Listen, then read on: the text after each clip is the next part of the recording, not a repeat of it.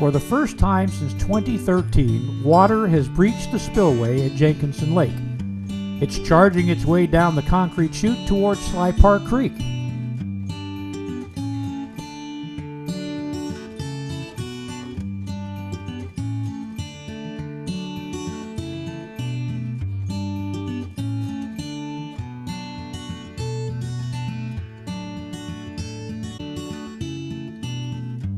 It's truly an amazing sight to see the glass-like surface of the lake converge at the spillway and start to cascade over its walls with such uniform precision.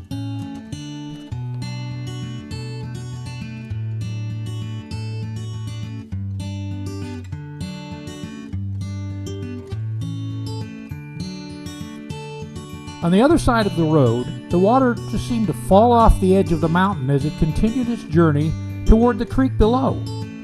It will eventually meet up with the Cosumnes River, where it will help contribute to the overall health of the watershed and increase the chance of survival for the Chinook salmon that made it up earlier this year to spawn.